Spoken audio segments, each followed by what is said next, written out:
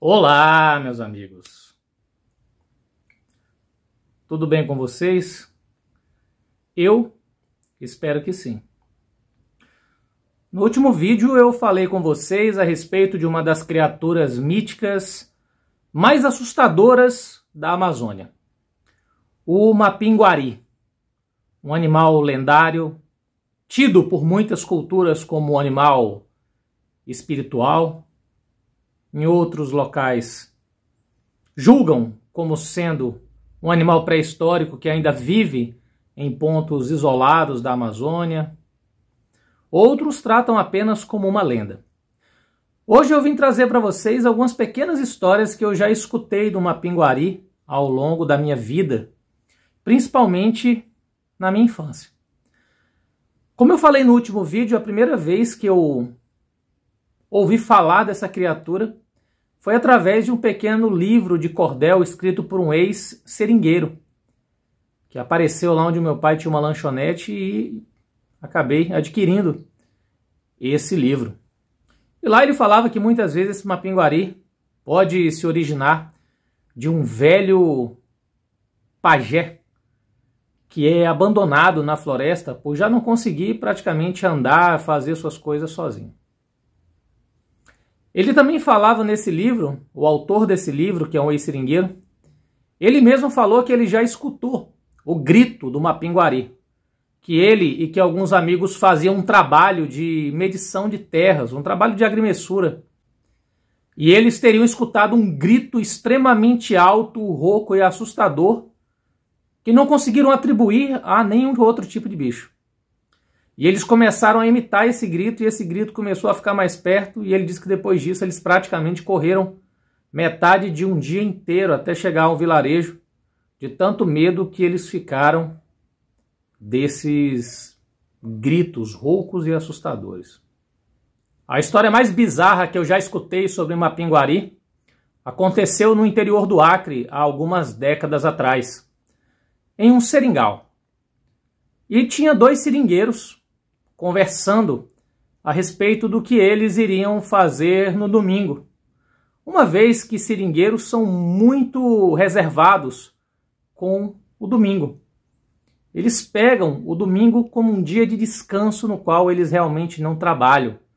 É um dia que eles tiram para descansar e também para poder professar aí sua religião, seja católica, seja evangélica.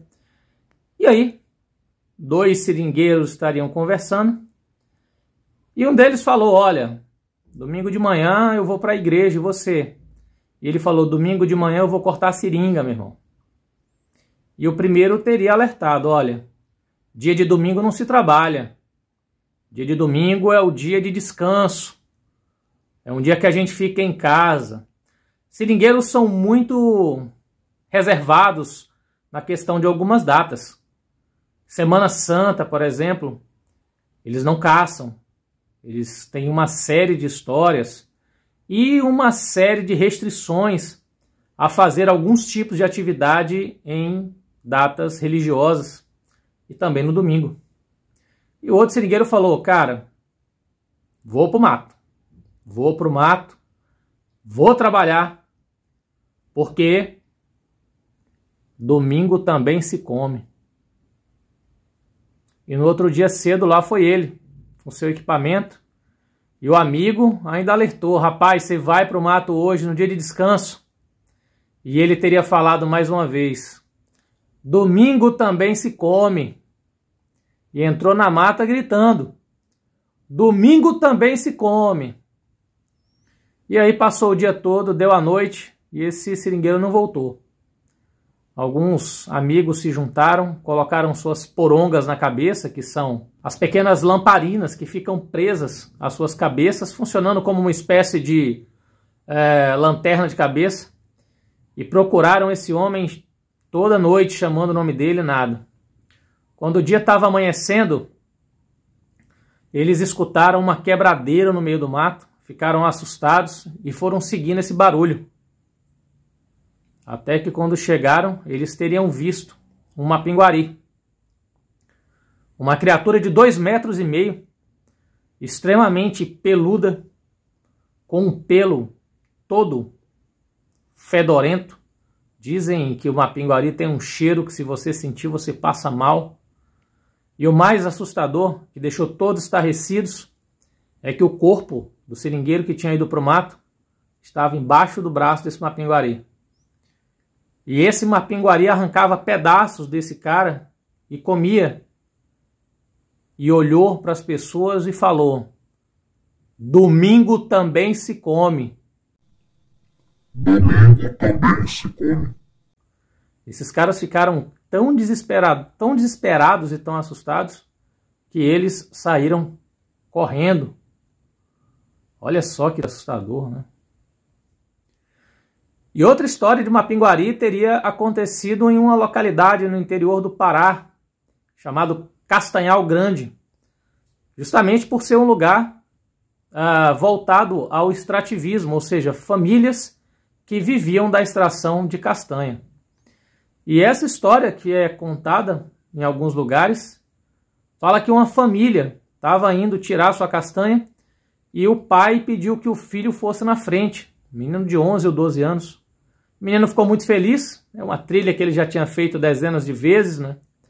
E ele resolveu encarar essa trilha aí, já que o pai tinha falado para ele na frente, e ele foi lá, cheio de coragem e felicidade, pela atribuição que o pai tinha dado, né? Para ele chegar primeiro lá e já começar a ir catando as castanhas, enquanto o restante das pessoas iam. E tinha que atravessar um pequeno igarapé, um pequeno rio, para chegar no lugar.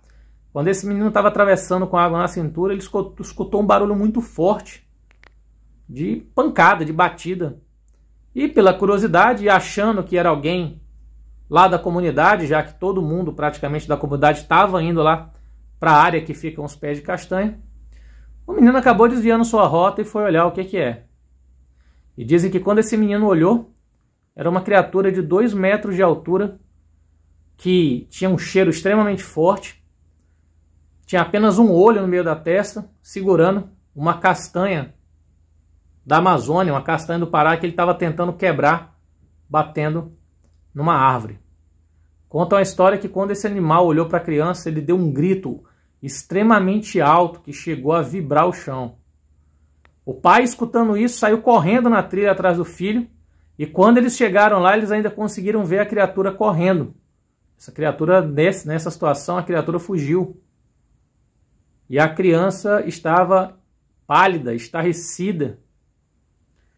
Esse menino nunca mais conseguiu dormir direito, inclusive teve que morar em Belém, apresentando aí uma série de distúrbios, pesadelos. Ninguém sabe se esse menino conseguiu voltar à normalidade. E contam ainda que uns anos depois, 2 caçadores teriam topado com essa criatura próximo lá nessa área de Castanhal Grande e que essa criatura teria atacado os 2. Destruiu um deles completamente. O outro ainda conseguiu fugir com algumas fraturas, conseguiu pedir ajuda, resgataram o corpo do amigo, e inclusive muitas pessoas acreditavam que esse cara tinha matado o próprio amigo. Mas a perícia na época do IML alegou que aquele tipo de ferimento seria impossível ser produzido por uma pessoa. A forma que o amigo foi desmembrado e a força que foi empregada para poder arrancar membros e pedaços, seria impossível para um homem só. Meus queridos, essas são apenas algumas das histórias que eu já escutei sobre essa criatura ao longo do tempo que eu moro aqui em Rondônia. E você já escutou algum relato assim? Alguma coisa dessa criatura assustadora?